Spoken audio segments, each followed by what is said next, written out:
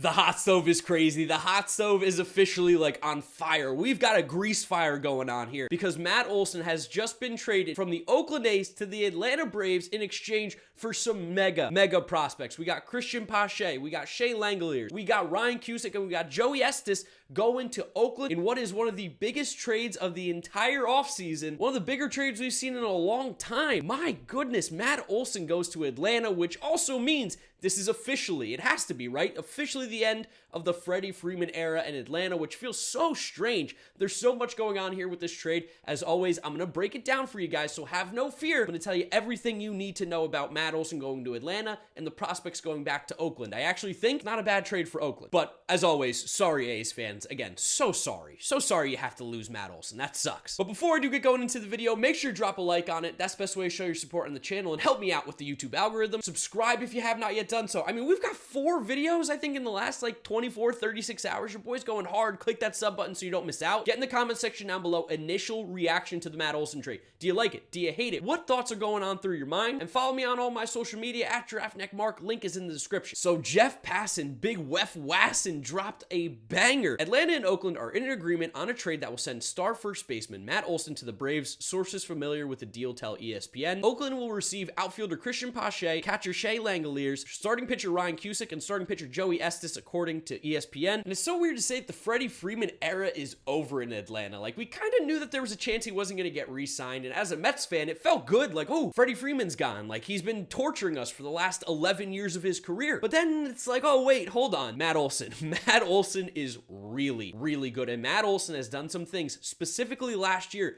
that makes him incredibly scary. That makes him one of the best first basemen in the game. That makes him a dangerous bat. And honestly, dare I say, there's a world where the Braves could have possibly improved at first base right now. I don't think Matt Olson right now on paper is better than Freddie Freeman. I'm still a Freddie Freeman guy. He's still 1A to 1B with Vlad Guerrero for the top first baseman in the league. But Matt Olson at number 3 is an extremely close number 3 or even number 4. Like, he is just on the brink of becoming one of the best first baseman in all of baseball, and honestly, the difference between them is very minimal. One of the things that I loved about Matt Olson last year is that he cut down the strikeouts. Something that's kind of been a bit of a boogeyman for Matt Olson since the start of his career is that he swung and missed a lot, is that he struck out a lot, but last year, he cut down the K rate massively. And when I say that, from 2020 to 2021, Matt Olson cut down his K rate and whiff rate by a massive amount. Shout out to Sarah Langs on Twitter for this tweet. His K rate in 2020 was 31.4%. It dropped to 16.8 in 2021. Again, 16.8, by the way, is a really good K percentage for a guy who hits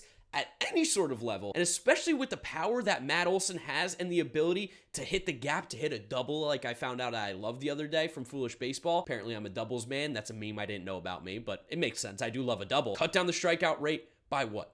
15% basically, and the whiff rate went from 34.8% to 23.0%. So that's an 11% whiff rate reduction. Huge for his game, and when you look at Matt Olson's numbers, it makes sense. Look at the year he had last year, and that was in Oakland, which is like the 7th worst park for hitters to perform in. He's going to Atlanta where the ball flies out. He's going to Atlanta where they have a little bit of that short porch in right field. I feel like it's a much better offensive environment than it was in Oakland. So yeah, let's take a look at those numbers again, because they are ridiculously good, guys. They're really not losing much by going with Matt Olson instead of Freddie Freeman. Matt Olson probably had a better year last year than Freddie Freeman. 156 games, 39 homers, 35 doubles, 111 RBIs, hitting 271 with a 371 on base, 540 slugging, and a 911 OPS. 271 average for Matt Olson is crazy, and the big difference was the K rate. The fact that he was able to cut that K rate basically in half is almost unheard of for a guy who can put up 40 homers and 40 doubles on a season, because I truly believe that in Atlanta, there's a world where Matt Olson can be a 40-40 guy with homers and doubles, which is crazy. That's immense value. That's something that you would expect to see out of a guy like Freddie Freeman. I mean, Matt Olson is just simply one of the best left-handed hitters in all of baseball, and in terms of just straight-up hitters, he's up there among the best. There's a reason that the Atlanta Braves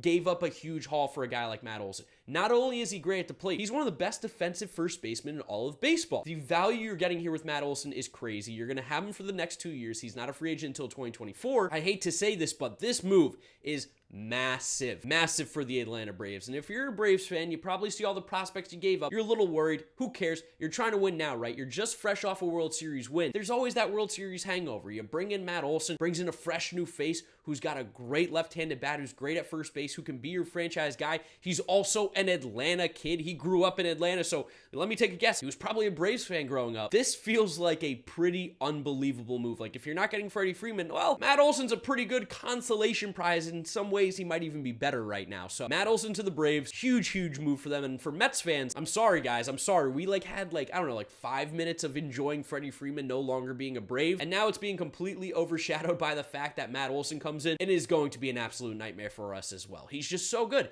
He's unbelievably good. He's a great replacement for Freddie Freeman, and he's going to be a pain in our side for years to come. National League East is on notice again. The Braves, while you think they might have been slacking a little bit, nope, they're right back to being a legitimate contender. Matt Olson on the Braves at first base, huge, massive, disgusting move. And then in terms of the package back for the A's, A's fans, I'm sorry, it sucks. Your team's not going to be very good this year, and you just traded a star player for some prospects. So it's hard to get you excited, but I'll do my best because I do believe that the prospect package back is pretty significant. Now, Cristian Pache for sure was disappointing last year. There is 100% a concern with Cristian Pache's bat. Will it ever be what we once thought it could be? Is he ever going to be a league average hitter? Because if he can be, his defense in center field is so incredibly amazing that you don't really care. He is going to be a Gold Glove winner for the next 10 years of his career. He's just one of the most talented defensive center fielders we've seen in a long time. He gave a lot of people vibes of Andrew Jones back in the day when he was with the Braves. Now, hitting-wise, he's not on the same level, not even close to Andrew Jones. There are still major concerns there. But Oakland has shown an ability to develop some hit tools. I mean, Matt Chapman was never this